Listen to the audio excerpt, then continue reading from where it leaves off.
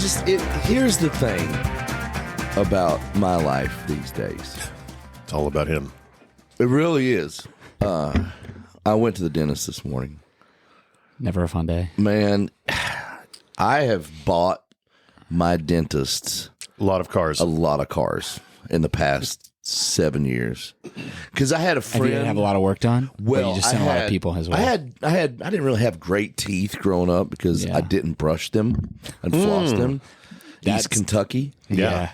But and I used to get really high in college and just go to sleep with my teeth not brushed. So my teeth got bad. Yeah. And then they got better. And I went to a buddy back home who was a dentist, and it's like, I want to give you some veneers. And I'm like, great idea. Let's do that. And he put them, his assistant put them on completely wrong. So they all got infection under them. I used to glue them back on with super glue. That's my attractive. God. Yeah. So I've spent the past, and I was in so much pain. Yeah. I spent the past 6-7 years redoing my whole mouth. And I just had an implant screwed on this morning. I've had the implant and the tooth screwed on. Well, it's not bad. Yeah. All they did was just put the tooth on it and then crank it down and fill up the hole. It's like a little ratchet. You hear it, you know. That's terrifying. It's not. I wouldn't be if that happened to me on this morning. I wouldn't be doing anything the rest of the day. No, this is fine. This was nothing. This is just putting on. I put these on and then that one in the back. So now I've almost got a full complement of teeth again. Like my experience with the dentist has been, I didn't grew up poor. I didn't have health insurance, like dental insurance or any of that. Yeah. So when I started working at Curb 20 years ago, I finally had insurance. I was like, oh, I get to go to the dentist and annual checkups. Yeah. So the first time I really went to the dentist, I was 22 years old. Oh, wow. And I had like 3 of the tiniest cavities just right back here. So tiny that the dentist just got a little laser, did its thing, and then put in like these laser like plastic fillings. Well, they were so tiny, and like thank God, like I had great teeth.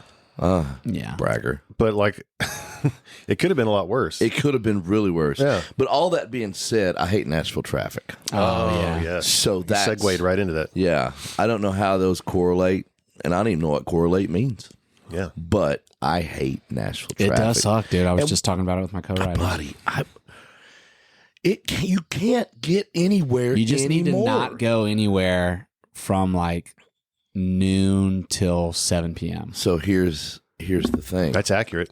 Yeah. I have windows to get here in the morning. Mm-hmm. I have windows to get to the gym in the morning. I have windows to get home in the morning. Now, I love doing this podcast, but you're it fucked. falls. You're fucked. I am prison fucked. Yeah. You know. Well, like I mean, to be fair, you're also prison fucked by like 3. Yeah. At least by that's 3 it. p.m. you're fucked. I don't know what part of town you live in. It but- doesn't matter. Brentwood. Doesn't matter. 3 o'clock. Yeah, the it's interstates still are jammed. shitty. Yeah. I left here at 3:30 yesterday, and it was fine. You know, there was a little traffic on 65. See, if you try to go north, you're already screwed. buddy. Yeah, north is the dude. worst. It's that bottleneck out here on 65, going past the stadium and everything. It's brutal. It was locked up from Brentwood past, going south was fine, which should be complete opposite. You know what I mean? Anyway, you know, Now you get to experience what I get to experience twice a day, every day. I don't want to though. I love if we do the podcast like at 6 in the morning, Not happening. or Songwriters can't. like at 2 in the afternoon, 2 to 3. I'm sorry. I guess I would be could have said 3, glorious. but I had a 1 p.m. start today. That's Why? what? That's so dumb. How is Lazy. how is No, that I'm a just kidding. thing? How is a Yeah. 1 p.m. start a thing? I don't know. I feel was guilty this your about idea? 11 sometimes. What? Was this your idea? No, Were you it was finishing? it was another guy's idea, and we started something. We got a verse chorus. I went in shotguns with my band this morning. That's what I did. You went and shot guns? Yeah. Nice. I just got a gun vault for my pistols. Fuck yeah. Yeah, dude. It looks good too. Yeah? I got fingerprint lock on it. Did you get your See, new the gun fingerprint scares me because I had one of those ones, like one of the ones like by your bed. That's Yeah. like you can put. Well, I mean, you could jam like 5 pistols in there, Yeah. but really it's meant for like 1 or 2. Yeah. And one day the fucking fingerprint just stopped yet? Did working. it work?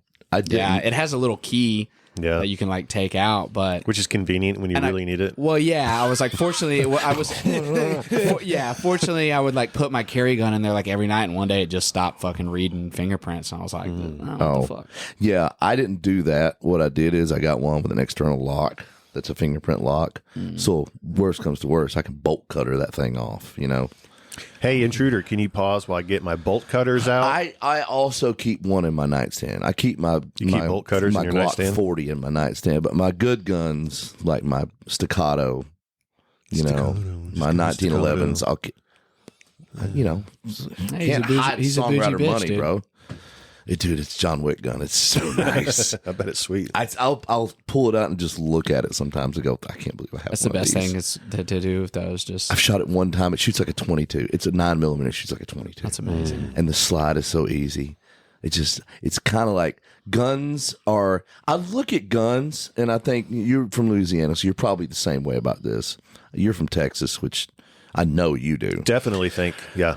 But guns are, it's like gold or like a painting or watches or whatever that commodity will be. They're only going to increase in value. Sure.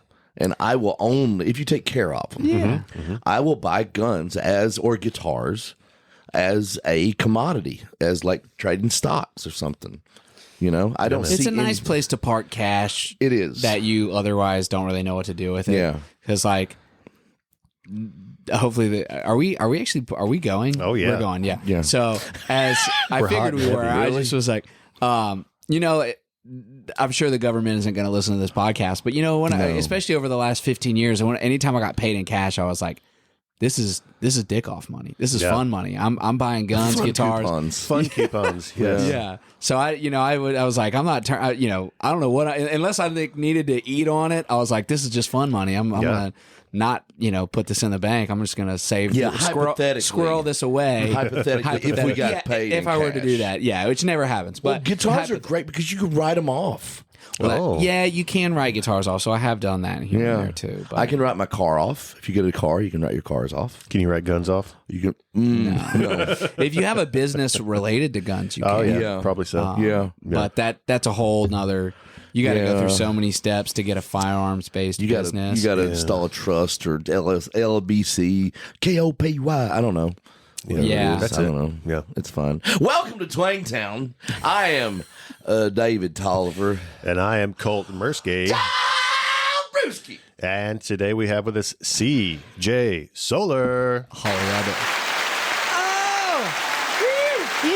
and the crowd goes, Yeah. quiet. What's up, dudes? Thanks for having me. There it is. You can't use them all right I used to. now. We have 4.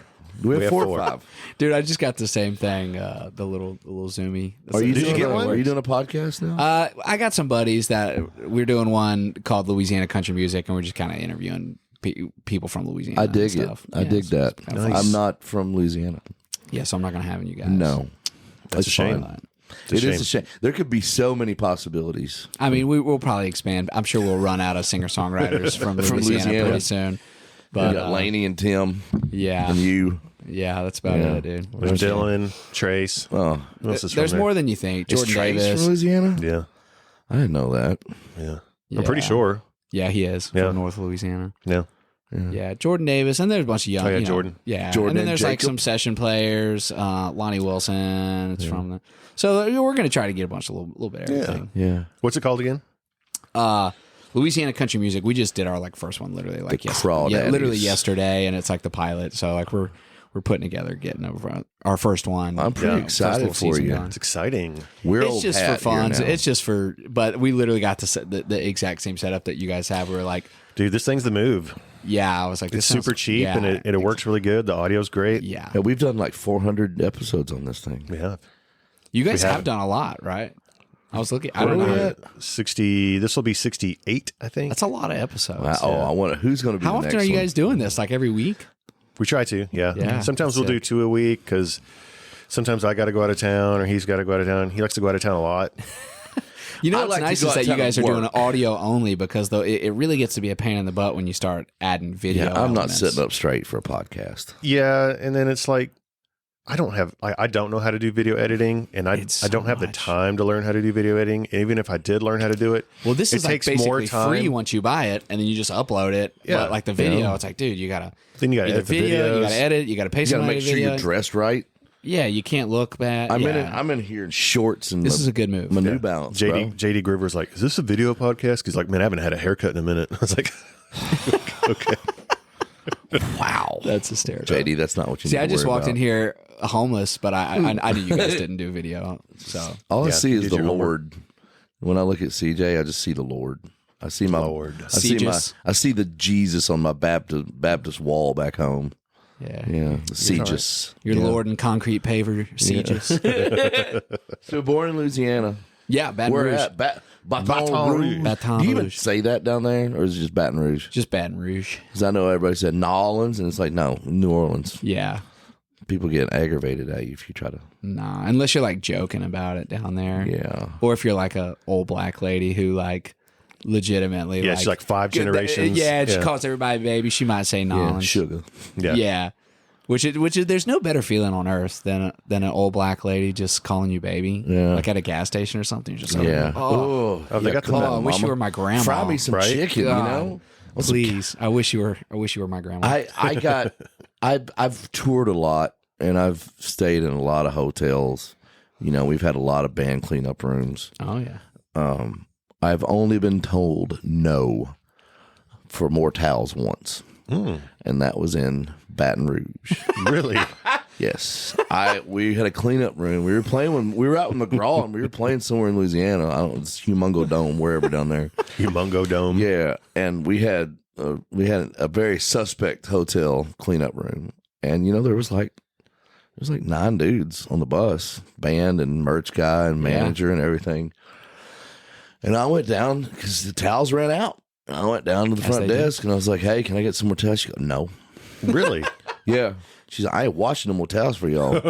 It's like, I really don't know what to say right now. And it wasn't like a shooting stab hotel. It was a major chain that I will not name. Wow. It maybe rhymes with chest mestern. I don't know. But yeah, she was like, no, can't have no more towels. Wow. That's fine. Okay. I don't get that. Yeah. She must have got in trouble and got put on towel duty. I'm glad that's your best memory of Baton Rouge, which is sad. Yeah. Because there's so many other things. I mean, you can go to an LSU game, you can get stabbed. There's like other things to do there. There's other things to do there. I grew up in East Kentucky. I'll get off me in a minute, but in a town of 600 people. Yeah. This is not in town. This is around town too. Mm-hmm. But one of my best friends growing up, his name was Chris Blair, and he's probably listening to this right now. Hi, Chris. He is the voice of the LSU Tigers. Oh, nice. Yeah. His dad owned the radio station back home, and he just kind of followed in his father's footsteps. And so sweet. He's killing it, man. He's that guy, though. He's awesome. Got that voice. You know? Oh, yeah. I wish I had that voice. He slays 10, LSU. Yeah. Go Tigers. Man, he's a Tiger. He's a Tiger now. That's Are amazing. you a Tiger? Dude, I mean, I grew up. You would have really close. I mean, so like College Drive goes from campus like all the way to the other side of Baton Rouge, and right where College Drive ended was like where my parents' house was. Really? So I mean, we were just a couple miles, however many miles that is, up College Drive that goes right to campus. Did you go to games and stuff growing up? Yeah, we went to a ton of games. My dad and one of his buddies split season tickets, so.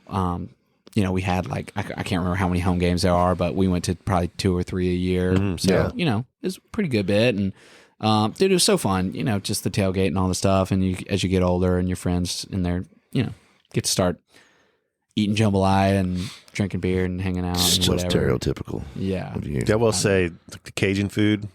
It's some of my favorite. Cajun food's the best food in the world, dude. Yeah, I think I saw. I mean, there's like people. I joke that I've never been anywhere else in the world, but I'm like, I think Cajun food's the best food in the world. But I really actually do think it is. And, it's funny, the roots of Cajun food tasting good was basically that the people down there were just so poor, and the food they were eating was so disgusting. They were like, how do we make squirrel taste good? Yeah, how do we make this taste good? Yeah, how do we make rabbit taste good? Yeah, we got to wrap it up in that boudin balls. And they're like, well, let's just swirl some flour and paprika and whatever else we can get our hands on. That Mirepoix, son. Yeah, I love the Cajun accent too. If you can do a good Cajun accent. Keep going. It's all that. Well, not it's that. right We gonna go down there to the bayou and we Yeah. Yeah. Ed It's Orgeron. that throat. Oh, Ed Orgeron. That's a whole nother dialect right there. Yeah, I know. He's like It's funny. Water Boy. You know, it's funny. People always give me shit because they're like, "Man, you don't sound like you're from Louisiana." And I was like, "Man, I don't know. I have a lot of family members that do, but I'm honestly kind of glad for my country music singing voice that I don't sound like I don't have like a French Cajun well, like kind everybody of thing, we just 'cause named it makes doesn't it have really- an accent. No, not no, like that kind of accent. No. Well, and South Louisiana, almost all the people we've listed are like North Louisiana people, which we joke. Yeah, Dylan's in North. South Louisiana. That North Louisiana is basically just like Mississippi, Arkansas, or Texas, depending what side they're Yep. closer to. Because they do get into the crawfish boils and some of the stuff a little bit, but they identify them like culturally. They just don't have as much. Like I've heard stories about Trace Atkins like making fun of people from South Louisiana, and like there's almost a little bit of an in-state rivalry between like. We joked in Baton Rouge that anything north of I-10 was a Yankee.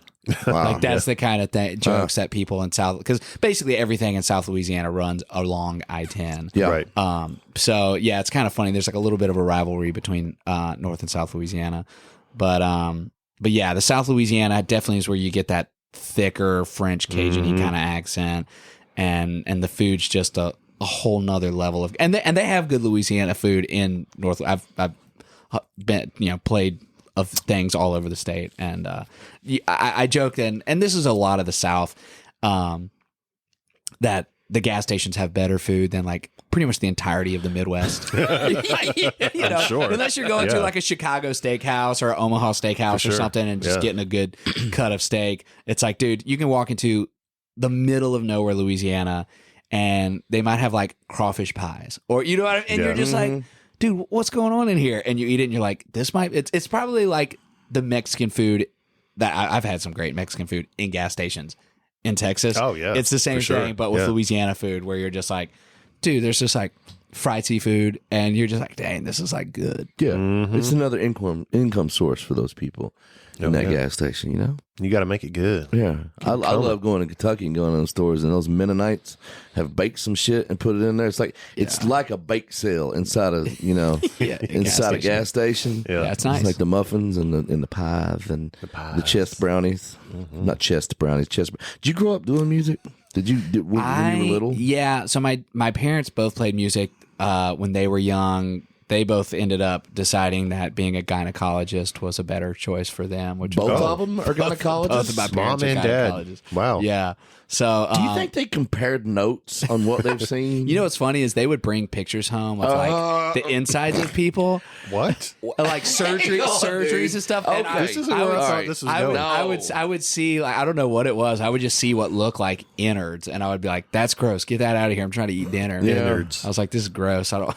Yeah, I was like, when I you don't. said I don't the want to. insides of people, I'm thinking that's going a different Yeah, way. I'm sure I don't know. I don't. The conversation around the family dinner table was I would not sometimes. desirable. You know what's funny is that doctors like to speak in such complicated terms that like they I'm could have so just been. smart. I would just be like, I have no clue what you're talking about, but it sounds gross. I'm trying to eat some freaking tendies over here. You should have seen this outer labia I saw today. Yeah, Oh. it's kind of funny. I'm not gonna throw my parents under the rug and make fun of some of the stuff they talked about. Are But they- I mean, yeah, I mean, so they did that. But my mom had grown up playing piano. My dad played a little guitar. It's funny. I joke. My dad played. My little brothers played a little music too, and my dad played with us when we were really young. But he's tone deaf. So we like when I was like 8, I was like, Dad, I'm sorry, but you're too bad to play with us. kicked your dad Like, out of the maybe band? 10. We kicked our dad out of harsh. the band probably when I was like 10. Can you imagine get kicked out of an 8-year-old band? Yeah. Wow. 8 So I years joked old? that he's a little tone deaf, but That's funny. yeah, it was funny. But Go but back yeah, and so, look at them toots, Dad. so yeah, dude, we started playing, and like I started playing guitar when I was about 7, and my little brother started playing drums and bass, and we kind of had a little band where we sucked. And my mom always loves to remind us we had the worst name of all time. We went by the Solar Heat. Yeah. So bad. And my mom would get merch made up with flames on it. So we had just a bunch. wow. We were just a bunch of flamers, dude. We didn't even know it. We didn't even know it. It does not beat my first band name. What is it? Oh, this is great. I gotta Yeah. know. me and Chris Blair, actually, the voice of the LSU Tigers, and a guy named Brady Conley, and we decided we were going to make a band, and none of us knew how to play anything. I sang, so I was immediately in the band with them. But we were all thinking about, we didn't even have instruments, but we were already designing our merch. Nice. And we came up with a name. We were like, this is the name. We got white T-shirts and wrote them with Sharpie. Not Sharpie, but the markers that you smell markers, And I went home, and my older sister was like, nope, that is not your band name. Dyke. D-Y-K-E. Like, it's a dam. It's like, that's not a dam. You don't understand what you're putting on your shirt. This is going to have implications You just you needed don't to want to deal put with. Van in front of it. Yeah. Exactly. And then you got a name. Yeah, the Van Dykes. I would like to have that T-shirt back. And now. then you can have music videos where you have the second word in the first word. Yeah. Just doing things. Would we be sponsored by like Subaru? Yeah. just get a There it is. Just get a couple nice ladies in the back of a Forester, dude. Do they make a van, actually? I don't know if Subaru makes a van. No. I have so They're many station things. wagon heavy. I have so many things. Well, it's funny because we're no, I don't. I like it, dude. Yeah, just that's funny. We could have Your sister had to ruin that party, dude. She To think did. if you didn't have a sister. See, if she was a good big sister, she would have just let you roll. You know with it. what's funny is back then She took you would have scissors to my shirt. What's funny is back then you would have just had that shirt and you would have worn it to school and shown your friends, but now you would put it on TikTok immediately, Yeah, it would go and you would viral. sing your song, and you'd be like, "We are the Dykes," and you would immediately go viral, So viral. and you would probably have 1 million followers within like a week. Warner would be calling up with the record deal. If there was ever an episode that would get us canceled, I don't think you get canceled anymore. No, this is definitely. I think not we're the episode to post cancel do that. culture, dude. Yeah. I got out of was that talking one. about that earlier. I was like, I think we've turned a corner at tolerance about some stupid shit. I think Morgan Wallen just bucked Wallered it, just all over he that? just bucked it so hard, dude, that they were like, they tried so hard. They tried real hard. And it was just like, nah, dude, can't do it. We're not having it. It's Yeah. fine. No, I mean, I love everybody. I don't care what you do, but some of it was just, man, no, no, I'm not. Well, doing it's that. I mean, not that we're getting into a cancel We're one, not. but my favorite when the comedians were getting canceled, especially my favorite one, which was really actually sad because I know it hurt his career. But what do you guys remember Aziz? When Yeah. they tried to cancel Aziz? Yeah, dude. And the girl's story was basically, I went on a date with him. After the date, I went back to his place. We started watching a movie. We started to take our clothes off, and then I told him I didn't want to do anything, and he said, okay, and I put my clothes on and I left. But I feel bad about the fact. And she was basically like, I went on a date was because he was famous, but while I was there, I realized I didn't actually like him. And they were like, well, did you do it? Did he press on? They're like, no, he was like a gentleman. They're like, well, what is the story here? yeah. Just that you Right. regret the fact. I was like, you should be canceled for going on a date with a guy that was famous that you didn't actually think was attractive. Yeah. Like, you know what I mean? But they like they kind of ran with it as like a thing, and they're like, I think I saw him at he was playing like T-Pack, and then like a couple years later he was at Zany's like in a smaller room. I think he's back, but I was like, dude, like just That's a story tough. like that, just like Yeah. kind of smears somebody a little bit. Well, then you got Shane Gillis. Which that didn't work. That did not work at all. No. He ran right through that. Did he Yeah. not? Oh, yeah. Yeah. I mean, I guess SNL was on a hot streak of like making people more famous by like not letting them on the show with Morgan too. It's like made out with a couple of Alabama college girls, and then tried to go on SNL, and they were like, "You're terrible. You're disgusting. You hate old people." And he was like, he goes, "No." He's like, "No, I just like college girls more." Yeah. I was like, I can't say I blame him. I forgot about that one. Yeah. Morgan. I mean, that was one of the minor ones. So you were in a band, kicked your Yeah. dad out. Yeah. Were you writing songs then? Is this what started it all? So, I really wasn't super into country music as like a really young kid. My parents were, just big on classic rock. So we were mostly kind of covering Creedence and, the Eagles and Skynyrd and stuff. And then we did take a trip to Nashville when I was in like 7th grade. So I think I tried to start writing songs because I was just looking at the back of CDs and I would see names I didn't recognize. Sometimes I'd see the band guys. I'd kind of look into it and be like, well, where are these songs coming from? Like, I just assumed, obviously, that they were writing them. And as I started to get more into country music, I definitely saw names that were not the artist. And I was like, what's going on here? Who are all these guys? And that's kind of whenever we went to the Opry and I saw Brad Paisley, Dierks Bentley, and Blake Shelton on the same Opry That's a lineup. good night. Yeah, that was mullet season. This was early. for sure. This was early 2000s. And I was like, whatever these guys are doing, I could see myself doing that. So that was kind of what turned me on in Nashville. So I think like 7th grade. So that's when I really was like, what is songwriting? How do you do this? Like by the time I got into high school, I started like.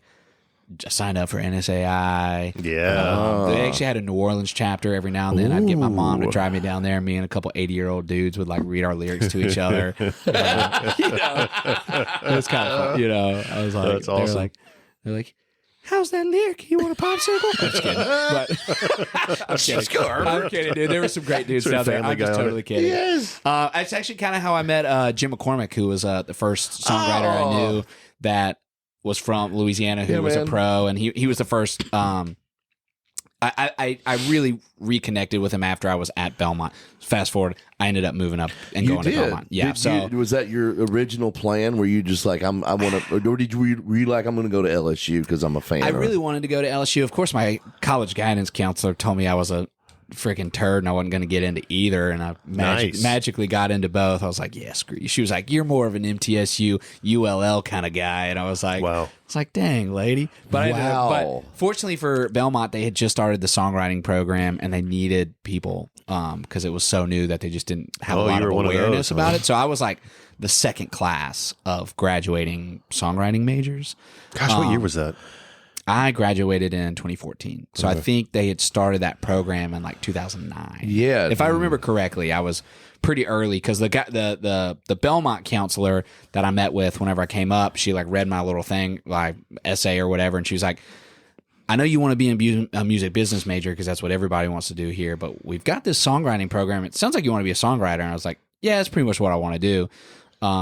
She's like, you should check that out because not only is it easier to get into, you don't have to take econ or accounting. And I went, sign me up. Oh, jeez. I was like, I hate math. I hate all that stuff. I want to go back and get a songwriting degree now. Right. You know what I mean? Well, you know what's funny is like, obviously, I had a really good time. I'm not going to jump too far ahead, but the classes are, I feel like it's with a lot of colleges, the stuff that they're feeding you is like 10% of the stuff. You got to take yourself for the 90. So the couple songwriting professors I had that were really awesome were very encouraging of how to get to figure out some other things. And I had a lyric writing class with Tom Douglas for a minute, was doing lyric writing. Nice. So that was cool. That's a big one right there. But what's funny is there were only 2 people writing like commercial country music in this class. So me and my buddy that wrote country, he would roast us and give us C's. Everybody else was like, I've got this eccentric rock group and the lyric, it's not meant to make sense, So he would just be like, oh, you use some cool words, but I don't know what else to tell you. But for me and my buddy, he would just line by line roast our songs, which was actually really cool because that's definitely what we needed. Did you keep any of that stuff? I'm sure I have it somewhere. You got to pull that out. I have no clue where it's like it would Tom be. Douglas ripped it apart. What's funny is that it was like a verbal ripping. So the way his song class worked, and the way that I'm pretty sure they did, I actually took this class twice because for whatever reason I still needed another one. They let me take Bonnie Baker's lyric writing class too. If y'all know Bonnie, she was great as well. But you didn't play your song; you just read your lyric, which I had experience from NSA. I'm just kidding. But you just read your lyric out loud, and you really feel the holes in it when you just read a lyric out loud in front of like 15 of your peers. Which is why we read our lyrics at the end of let's just read it down and see what it sounds like. It definitely helps, man, because you feel holes in there when you go, that doesn't make sense or that sounds dumb. Yeah. So I hadn't really actually done that a ton by the with the Tom Douglas class. You're like, oh yeah, like you can't mask it with a good voice. So that was cool. But yeah, it was cool. But what I know about, just how expensive college and stuff is, I'm like, dude, if you're going to get out and be a broke songwriter, don't get into a mountain of debt before you decide to be a broke songwriter. That's what I used to tell the kids. Well, I call them kids, but back when I found out that was a thing at Belmont, I think I was writing for McGraw at the time. and I was coming over to Curb, and Katie Kessler was the first one I remember. She was in the songwriting. I think she was a year ahead of me. And I think I was talking to you or somebody when I was like, why don't we just find these kids and they can give me $50,000 and I will just saying that. I will take them around all year long to every writing appointment I have. I've joked and I've actually given this idea to a couple guys that kind of do some like mentoring coaching. I'm like, dude, if you would take $10,000 a year and hop with each quarter every 3 months, you just like, well, and they actually had this at Belmont. They called it mentorships, and I did it with Justin Weaver, where one semester, Justin's a good one, man. One semester, I would go in at 10 a.m. before his 11 o'clock right once a week and just chat. And we just pick his brain. Towards the end, he was like, hey, man, if you want to like bring a song, we can maybe work on something for like an hour. But it was just a way to, and I was like, dude, I learned so much in just like picking his brain. But I was like, dude, if you just like took $10,000, paid those couple songwriters $2,500 for 3 months to just pick their brain at 10 a.m. before their 11 o'clock co-write, that would only cost $10,000 a year. And you could pick 4 different, probably, I bet that money could get, 4 hit songwriters to go, yeah, dude, an hour before my co-writer, I'd just get there early. They just meet me wherever I'm writing and pick my brain for an hour. I would do it. I would do it as a songwriter. And I think even if you go, I don't have $10,000 to do the whole year, but I can do a 3-month block and pay somebody $2,500. Like that, you would get so much out of that, and you would be able to skip so much of like, I mean, and not that I didn't get a lot out of my publishing class and my copyright law class and some of these classes. That's the big ones, which right is there. great. But you can get into a room with somebody like Justin Weaver, who's sold catalog, who's going through things. Who's I'm not saying that he's ever gotten sued, but maybe he's been. You know what I mean? Like, you can ask me, like, well, what do you got to worry about with, and as far as the copyright of being a real songwriter, like.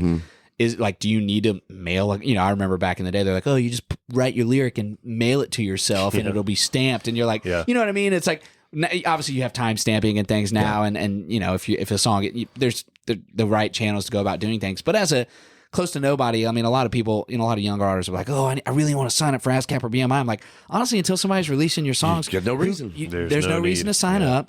And also, I made the mistake of signing up when I was like 13, and then I moved to town. And I was with BMI, and everyone's like, "Oh, we already got you. Who cares?" I'm like, you don't get to have them like be like, "Oh, you should come with us. Let's wine and dine you a little bit. Let's maybe try to hook you up with some publishers or whatever." So you don't really get that experience. So it kind of shot me in the foot. I ended up swapping to ASCAP because I ended up having a champion over there. But it was a pain in the it's a pain in the butt to swap. They don't make it easy. And ASCAP used to be, I think, yearly, but now they're all, I think, every 2 years. So it's not easy to swap. There's a window. But anyway, so I went to Belmont. And my last semester, what's funny is I needed 3 more hours of music business credit because a lot of the songwriting classes and the music business classes overlapped. They're kind of in the same department. And I had to intern to graduate. I had maxed out all the classes I could take, and they were like, basically the only thing you can do. I was like, crud. So 2 doors down from me lived a guy named Freeman Weiser, if y'all know Freeman. I do. Freeman. Freeman Weiser. That's a great name. Publisher. Yeah, he worked at Universal for a long time. Yeah. So he went from Universal to Seagale. Seagale, that's right. So when I met him, when I first moved into the place I was living at, and he was at Universal, I hit him up in like December, and I was like, bruh, I don't know if it's you or if you know anybody that needs an intern, but I have to intern. I'd already done 1 internship at Average Joe's, the label, but I was like, I would love to intern at a publishing company, but honestly, anyone that would just sign my paper saying I'm interning there, I need somebody to sign off for me. And he's like, man, I just swapped from Universal to Seagale. Come over here. I was like, awesome. He was like, so he hooked me up with Mark Driscoll and some of the other guys, and they were just like, yeah, man, Tuesday, Thursday, Friday for like 3 hours a day. I was like, whatever, dude, I'm there. So they hooked me up this internship, and about a week in, Mike Owens, who was the VP at the time, was like, hey, man, we just listened to the intern's music just to be cool, like bring a song or 2 in. So I was like, I had like 7 demos ever. Nice. And I was like, I had just done my first session though, like at the end of the year before that. So this was my senior year. So I had 5 of like the best songs I had written that year. And I'd also broken up with my college girlfriend at the top of that year before that. So I wrote my face off the entire year of 2013. And you had some material right there. So I had some material. Son. I picked my 5 best, hopped in the studio. I'd saved up, did a 5-song session. And so I had that and then like 2 other random songs. and played this stuff for Mike. And this was like a week into the internship, and he did the classic music business: turn his chair around, listen to his speakers, and you know what I mean. Yes. And you're like, and I'm kind of like, and he goes, I got time for one song. So I was like, okay. And I put like the most commercial thing at the front and like the least commercial thing at the back. And he ends up listening to the whole CD, like in that meeting. Nice. And I was like, I guess this is good. And he kind of turned around. He's like, that you singing? I was like, yep. And he's like, cool. And then he just like turned around, listened to all 7 songs, and he goes, all right, not going to lie, these are always terrible. But like he was like the intern songs. He goes, that's why I said I only had time for one. But he goes, these are pretty good. You mind if I show Dubois and some of the other writers? And I was like, yeah. Yeah. So this was like Tuesday. On Thursday, Dubois comes up and he's like, hey man, Mike, show me your stuff. It's pretty good. Friday, Brent Anderson, Clint Daniels, a couple of the other guys that are writing over there, like, dude, Mike's booking us some days with you because those songs are badass. And I was like, dude, this is incredible. It's I was great, like, but basically, I'd only ever written with Jim McCormick and Justin Weaver at this point, as who are published writers. So I was like, dude, great. And then that Monday, they called me and they said, hey, can you come in early tomorrow? We want to talk to you. And I was like, I wonder if I screwed up. Like, is this going to be bad? So I walk in a little bit early before I intern, and Mike and Mark Driscoll sat me down. They're like, you want a deal? And I was like, yeah. Wow. Yeah, I want a freaking deal. Nice, so, dude. yeah, man. So that was 2014. That's one of those movie things, the kid gets the internship and he's just, getting by, and he plays some songs for the guy, and the guy's like, I don't know if I'll like it, and he loves it and signs him to a deal. Yeah, man. It's like it really doesn't happen. It really doesn't. As much I mean, as they people- definitely it's just told me, they were like, this is romanticized. rare. This never happens. So It's like getting signed off Broadway. What's great, Lee Miller and Stapleton had just left at the end of 2013. So they're like, man, we had, 2 of our biggest, songwriters go to Warner, did a catalog sale or whatever. So like we had a lot of, whatever you want to call it, cap space open up. We were looking at signing 3 or 4 people this year, and they were like, we were thinking like 1 or 2 newbies and like 2 other hit writers or whatever. Yeah. So they're like, we weren't sure when those people were going to come along, but shit, you kind of just stumbled in here. I was like, dude. So that was a really great place to be. I had a really great time being over there. I ended up doing an extension to my first 4-year deal. So I ended up being there. Well, and my first year was actually like an 18-month first year or whatever, because they signed me like immediately. So they were like, well, let's do to where your first like 6 months while you're still kind of finishing up school, whatever. So yeah, I ended up being over there 7.5 years. Wow. Yeah. That doesn't happen either, really. No. Well, so I just got really lucky. A song that I wrote like the week before they signed me ended up being my first cut on Jerrod Niemann, which What was a was song that? called Blue Bandana. Yeah. I remember that. So I wrote that We one wrote right. a record together then, right? Yeah, that was the first. Was that how we- well, the only album he did here on Curb. Are we Inuit cousins? Inuit. Wait, was that? No. Well, so what stinks is I actually No, had he was another, on Sony then. well, I had Yeah. another song on that record, but Blue Bandana was his last single on Sony. Yeah. And then Oh, was that when on the Sony Randy, record? It was on Well, the then we Sony were on record. it. So Randy dropped him, but they actually didn't put out that record. Everything else he cut for that record ended up being the Curb record. Was that the That's High right. Noon record? Or was that after High So Noon? Blue Bandana was cut after that, and it was actually going to be part of that Curb record. Okay. So he cut like 3 or 4 sides that were the start of his record at Sony. Gotcha. They put out Blue Bandana. They dropped him and allowed him to take whatever he had cut to Curb and finish that record, which I Gotcha. did have another song on there called The Regulars. I had 2 in that batch that he ended up cutting.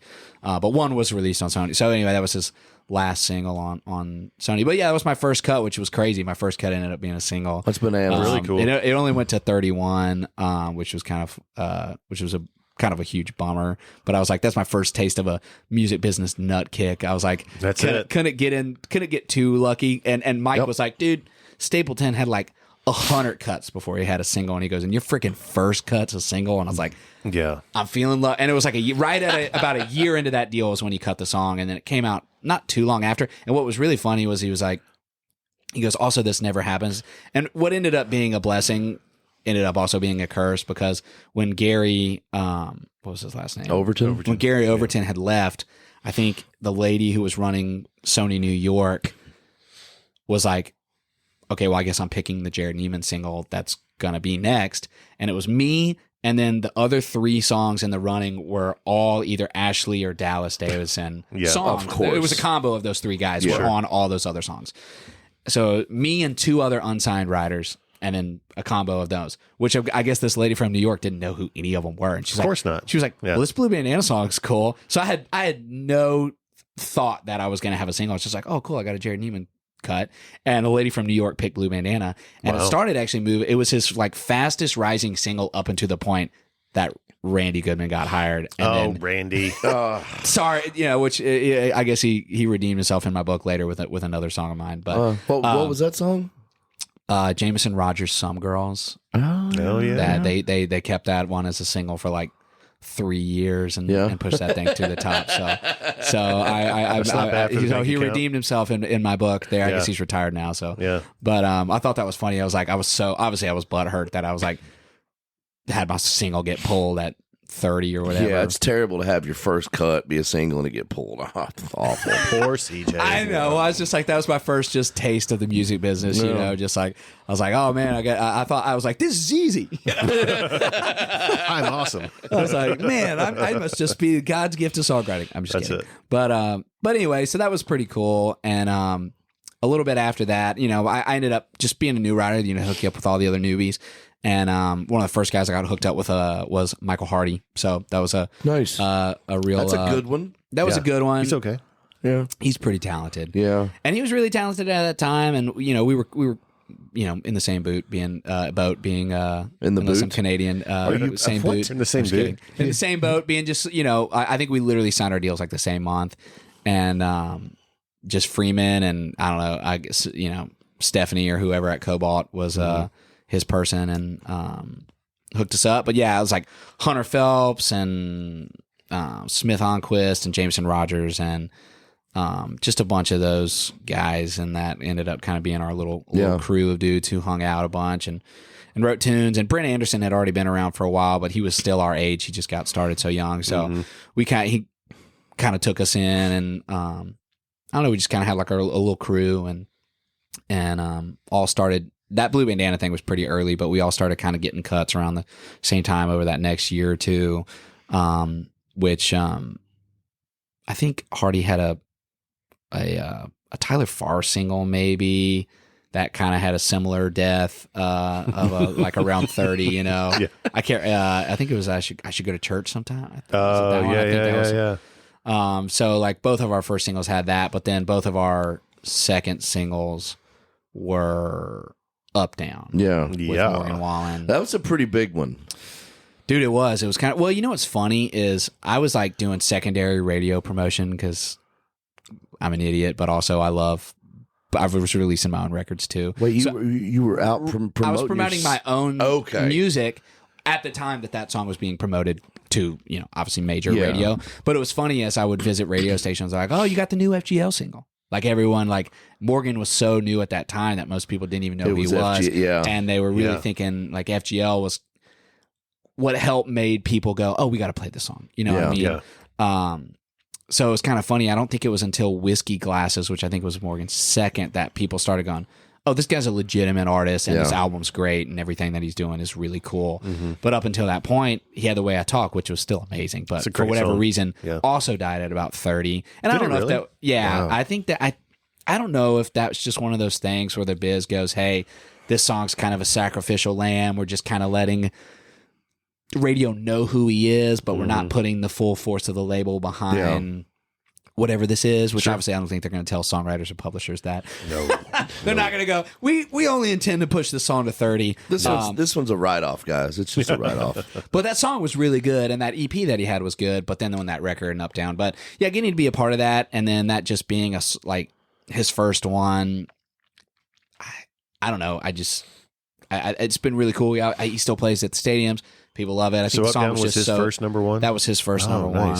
Hell yeah. Yeah. That was a big song, man. Yeah. I remember hearing it. I'm like, damn it. It's one of those ones that's just so simple. And what's funny is actually, so Hardy, not to talk about, well, he doesn't live there anymore, but he used to have this apartment right as you're getting on the interstate at Hill or 440 at Hillsboro. I think it's on Hillsboro. 21st out there. At 21st. Yeah. When you're Yeah. getting on the interstate there's like a little loop when you're going towards the airport. Yep. And there's some apartments on the right that you can see their like, outside, whatever you call it, the little, whatever those are that you can see over there through this window. Little townhomes. Little out, but you could like the little outdoor space that you could have. Veranda. Yeah, whatever. That's Yeah. my brain's not working, but It's fine. whatever it is, we wrote a ton of songs out there, and that's where we started Up Down with Brad Clausen. So it's always funny. I actually wrote, I think, both my number ones with Hardy on that deck. We should go. Rent that deck. I know. I told that to somebody the other day, and they're like, "Can you go rent that?" And it Yeah. sounds like there was some juju over there. I'm like, You should no maybe doubt. knock on that door and be like, you know what was written in here. I'm sure. There's definitely a lot of stuff, but There's a lot of stuff that went on in there, I'm especially sure. for Hardy. But but yeah, so it was a cool spot. But it's funny every time I see it. But we started that song out there, and at that time we were writing a lot of I pull from a lot of Southern rock stuff myself because that's what I love. But at that time, Boyfriend Country was real hot. The Die a Happy Man's, the Body Like a Backroads, all that stuff was really hot, and all the A&R people were telling Hardy and I and our pluggers that the redneck rock kind of, they were kind of lumping it in with bro country stuff, but they're like, that stuff's not hot. Nobody wants working man songs. Nobody wants redneck songs. Nobody wants beer drinking, fishing. That's not hot. We want Die a Happy Man. And I was like, well, we don't like that stuff. We were just like, I was like, we're not necessarily in love. And if we are, we're still young enough that we're drinking beer and we're hanging out and we're having a good time. Yeah. So that's kind of stuff. And we were all, we were low 20s. I was like 21, 22 around this time. When you wrote that? I wrote that one. We wrote that one in 2015. I was like 22 or 3. Oh, wow. Good Lord. Right? Mm-hmm. That's ridiculous. When that one, it went number 1 in 2018 and I was 25. Wow. Yeah. Wow. I know. I can't imagine I was like, having a number one song on the radio when I was in my mid-20s. You'd be dead. I'd be dead. Yeah. That would for sure. I had quit Or drinking be by that crippled. point, but I definitely blew my money on some dumb shit. Yeah. Like what we were Yeah. talking about earlier that I forgot we were fun recording. on. coupons. Yeah. Things that you store your money in. Yeah. A lot of that. Yeah. I had a few. Which fortunately, I have a really sweet gun and guitar collection at this Hey, point. come on. Nice. It's stored in my parents' basement. Yeah. But We talked about this. because I don't have anywhere to live. But Typical songwriter. yeah. All right. Yeah. I Thanks, bought thanks, guns mom and dad. and guitars, but I don't have a house. Yeah, I think I could have bought a house and probably in cash for all the if I would have not bought guns and guitars. But anyway, I got a sweet gun and guitar collection. Yeah, you can't shoot or play a house. You know. No, dude. You can. No, and I got a van and a trailer that I tour in and all that. Kind of, so I mean, I guess I could store them in there. But yeah. But anyway, So talk a little. You're a great artist in your own right too, man. thanks, dude. I mean, I love your stuff. I love what you do, and I love you most of all. You're sweet. We've become friends a little bit. Yeah, we've we written got some to hang songs more together. for sure. We do. I feel bad about it. I don't really do anything anymore. I don't blame you, dude. I come in here and I go home Yeah, and I watch Daredevil or whatever. The I gotta watch that too. Dude, I just started watching. It's so good. Did you watch all the old ones? All of the old I started Marvel with the TV new- shows? No, I started with the new Daredevil. I mean, I'm a big Marvel fan anyway. Yeah. But I started with the Daredevil Born Yeah. Again, and I was like, this is really good. Yeah. Vincent D'Onofrio, Okay, Charlie Cox are great. They are incredible. The Yeah. old Daredevil and Punisher ones from Netflix, which I ended up watching all of the ones that were in that Yeah. little series, which really none of the other ones that I Yeah. good. Jessica Jones or whatever. And I watched Luke the Cage guy, and Luke Iron Cage. Fist. Yeah. Okay, so you watched all those? Yeah. Okay, I so watched- you did watch all Iron those. Fist was fine.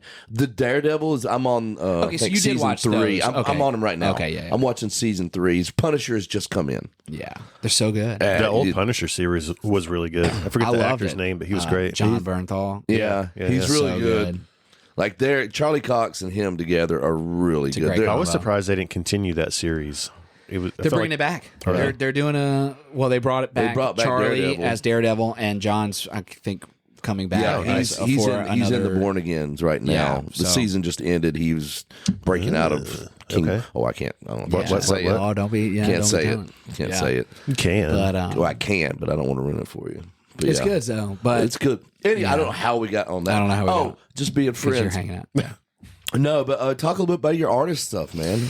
Well, dude, I'm now Facebook's starting to make me feel old, so it's starting to give me like 10 years ago you did this. I'm like, shit. It's such an asshole that way, right? isn't it? I know it is, because it's like reminding me of like things I did 10, 11 years ago when I was like first getting into being a songwriter or what. I got one today of playing a songwriter round. Actually, we did this thing where we did like a pitch to publisher, but we did like all the songwriters played each instrument. So like we had like one buddy that could like play drums, and so we called it Band of Bros. And wow. But Hardy was in that. It was and he opened that up, but was part of that. So it was like me, Brent Anderson, Jordan Brooker, who's now doing a rock thing at Big Loud with Hardy. Oh, nice. And yeah, Brent Anderson, Smith Onquist, and then Hardy.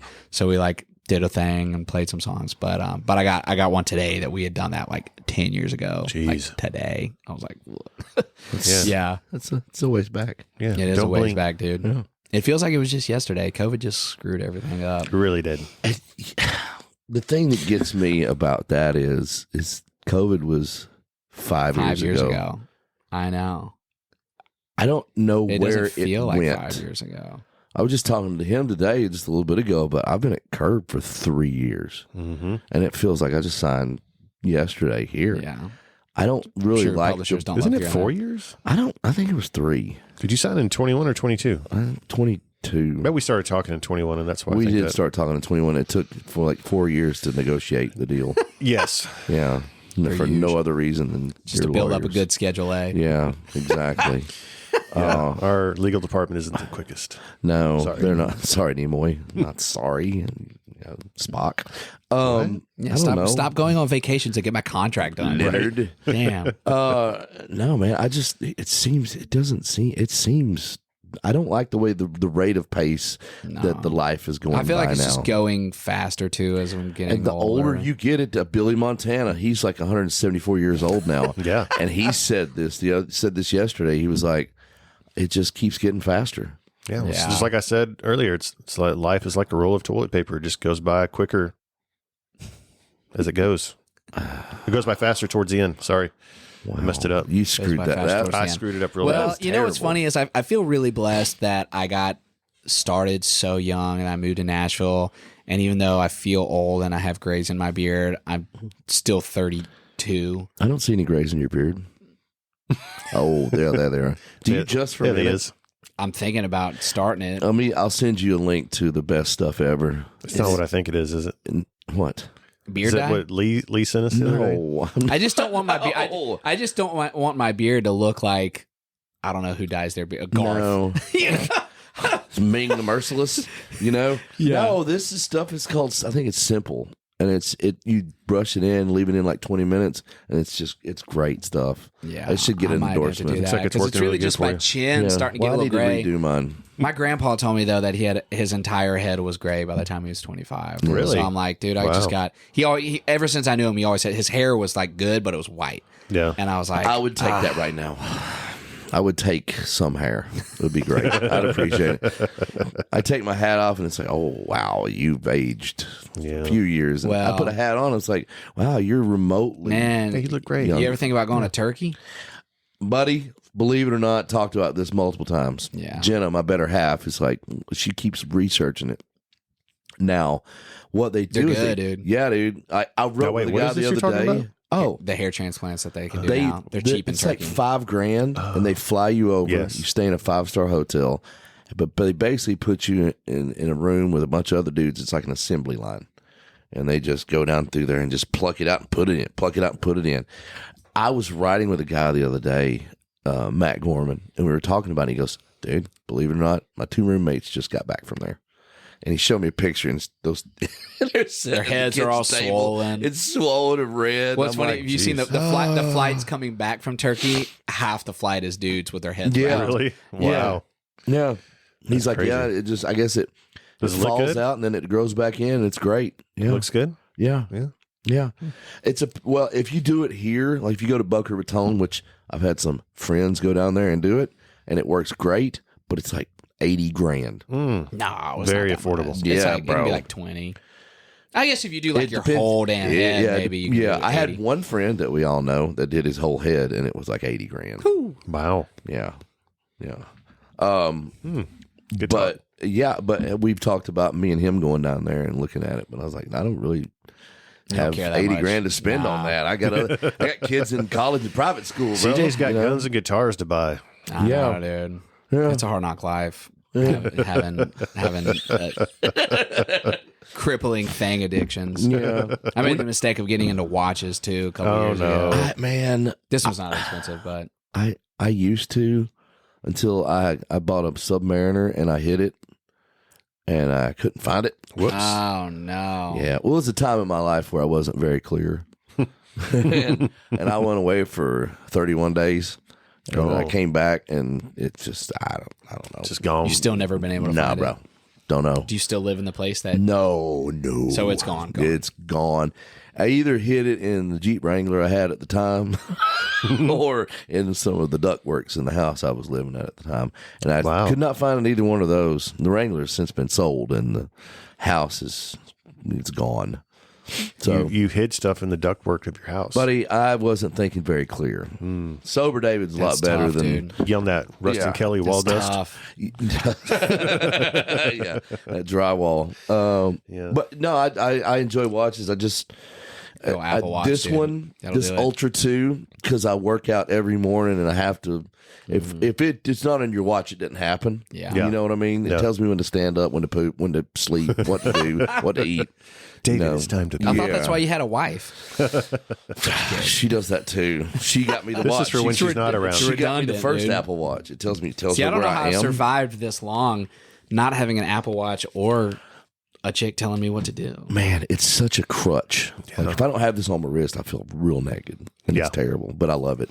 See, I And it looks like really I good. like the idea of an old school watch that is not like telling me when somebody's texting. Little me. analog. Yeah, just I get it scratches the same itch as the guitar itch. It just takes up less space. I'm a big watch guy. I want an Omega. I want a Rolex. I want this. You know, I want It's that. crippling, I want a dude. Breitling. It's crippling. I do. I've got friends that have those, and it's very, very They're expensive. fun, dude. They They're are expensive, fun. though. They are expensive. I mean, the Rolex is about the cheap. Well, Omega, I guess, is about the cheapest out of those. Is it really pronounced Omega? If you're Bond, Yeah. I see. like David Omega. Tolliver. Oh, is that a Rolex? No, It's an Omega. Yeah. You can say Omega if you want to, and be a Well, I don't want to peasant. say it wrong. No, I say I think you could say either. Of them. You can say either. Americans say Omega. Yeah, I say Omega because Yeah, but do we want to be Americans? Daniel Craig says Omega. Daniel So- Craig said Omega in the And movie. you've seen that dude's It was body. a hell of a product placement. Yeah. Oh, What you sure. got going on right now you're excited about?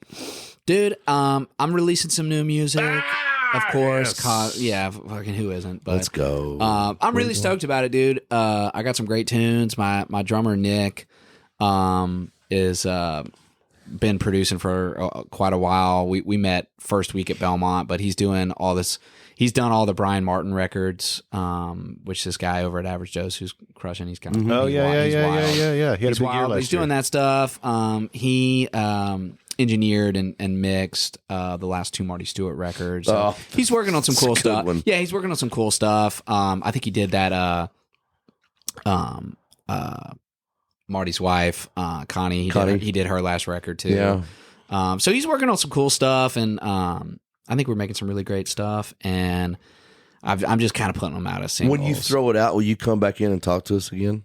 Yeah, I mean, I'm technically I just put out the second of this batch of 5, but I'm about to go in and cut another 5 and have it be a full album. Nice. So I'm trying to figure out. It's just so hard as a new undiscovered artist, in air quotes, to put out a whole album because you're just kind of burning. Any single that you don't put out on its own, you just don't have stuff to talk about. It's just. Yeah, Put you them gotta out keep one, feeding the yeah. Well, algorithm. and Spotify wants you releasing something, whether it's a song or an album, like every 6 weeks now. And I'm like, dude, that's a lot. Putting a song out every 6 weeks, like I'm doing that this year, and it's like, oh, it's a lot of stuff, dude. I had one come out 3 weeks ago, I had another one come out in 3 weeks. Yeah. It's like, dang, dude, you're just constantly and then film the content, which, unfortunately, dating a girl who is a photographer and videographer who's helping with some content. You are? It's looking great. So That seems a little self-serving. I think it's just God smiling on me. Yeah. That's all I gotta say. My girl's in marketing, so it's one of those advertising and marketing. So she can market your song for you. She can, and she tells me exactly how to do it, and I still don't do it. Yeah. Well, Yeah. mine's been really helpful, so that's been cool. But I don't know, dude. It's just I feel like I'm getting some traction on the socials, whatever that is. Yeah. But it's just slow, dude. It's just hard. I feel like I need somebody to like dump $1 million on me. Don't we all? Just spend it on ads. You know what I mean? Like It's true, man. Yeah. I want to buy a house. I would remain homeless and just put it into ads. Yeah. But, Yeah. but Yeah. I don't know, Ads. dude. Boost that post, son. Boost that post, dude. Tell But them it's been cool. where can people find you? On the OnlyBans. I'm just kidding.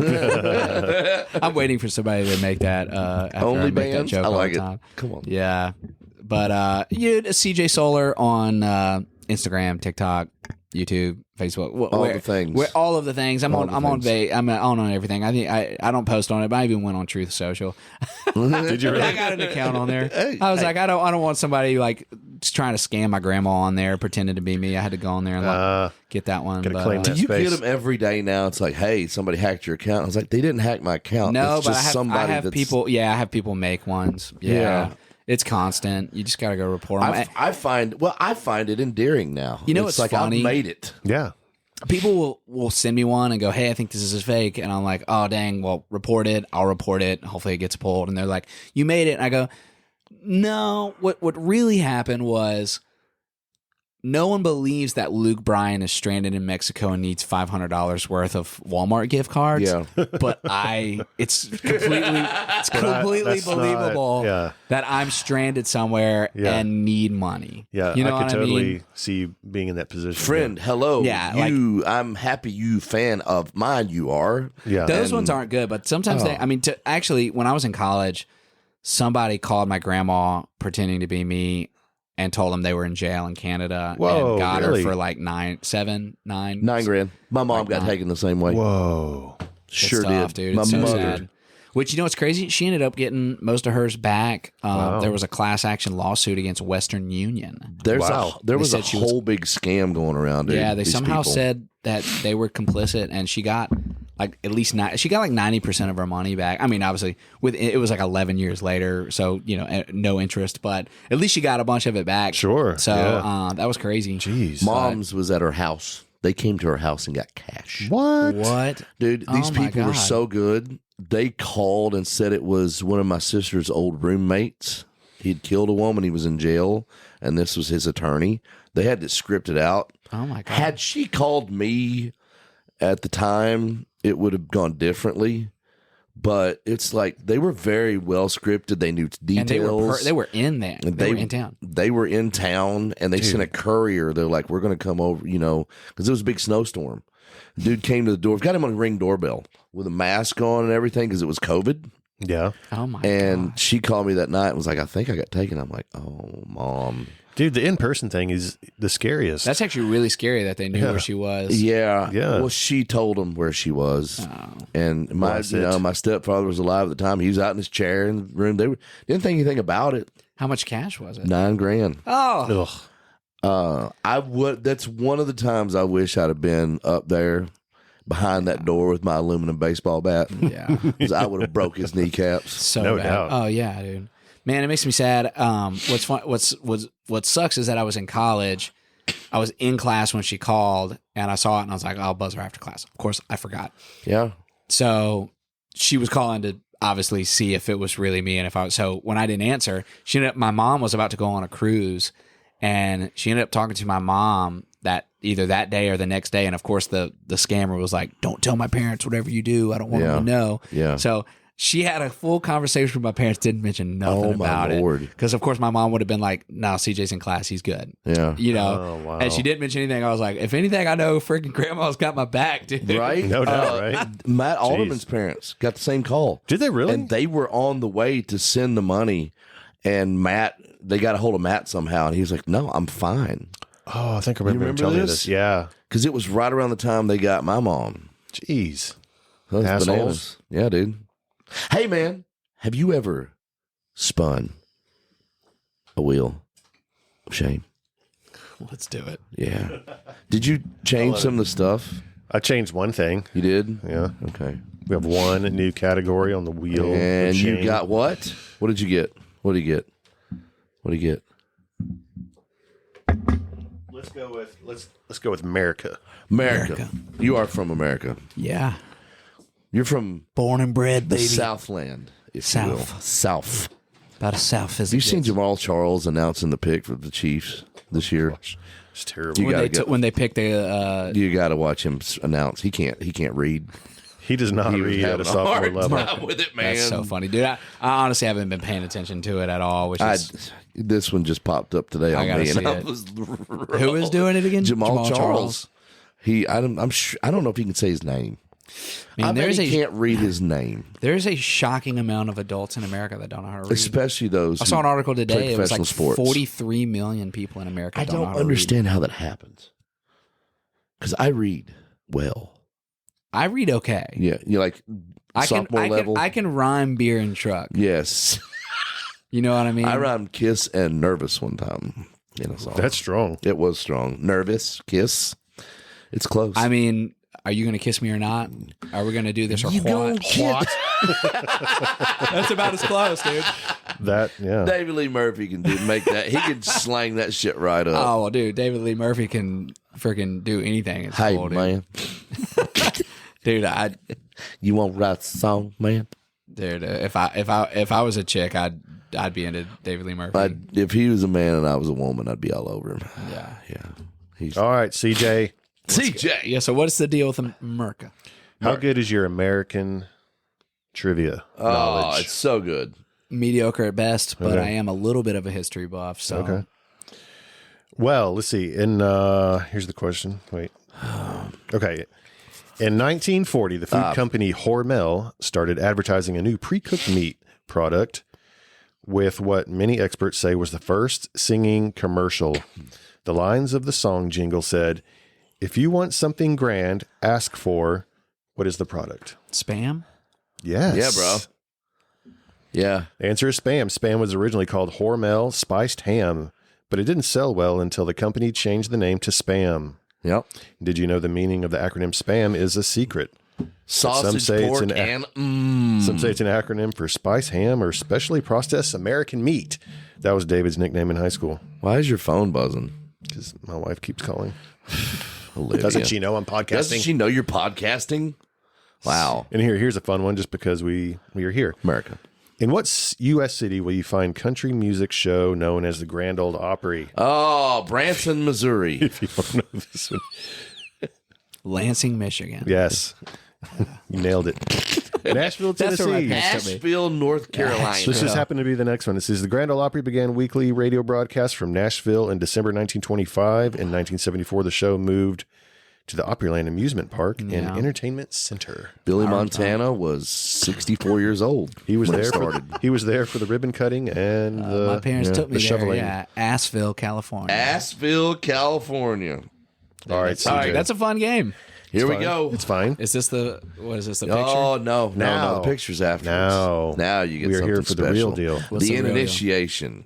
The official Twangtown initiation. So what I have Everybody here does it. is a bottle of Atomic Rhino smelling Everyone's salts. done it. I'm going to take I've the never lid tried off. smelling I'm salts. going to take the lid off. You're going to hold it right here and go, give it a proper man Just sniff. a big old sniff. Will I vomit if I do it too hard? No. You'll be fine.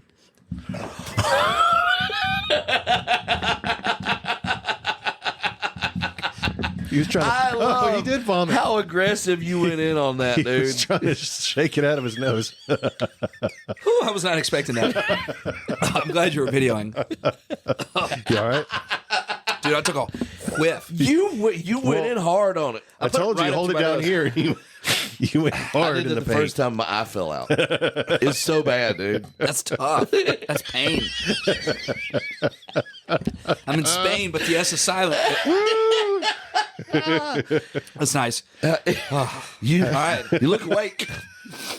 I'm about to go have dinner with my parents and my aunt and uncle, so if I vomit in the parking lot, at least my stomach will be empty. Oh, shit, man! dude. Thank you for coming on here today. Thanks for having me. Appreciate you, brother. Sorry about that. It's all good. That was a I'm good fine. one. That was a good aggressive. one. I'm proud of Colt, you. tell them what they need to do. Yes, we are available on all streaming platforms. the You can platforms. follow us on Facebook, Twitter, and Instagram. Like, rate, subscribe, follow, comment. Donate. Yeah, find me on Song Hub. Yeah. Yeah, go find all of CJ Solar songs and stream the shit out of them. With a yellow S. Yeah. Bye. Bye, everybody.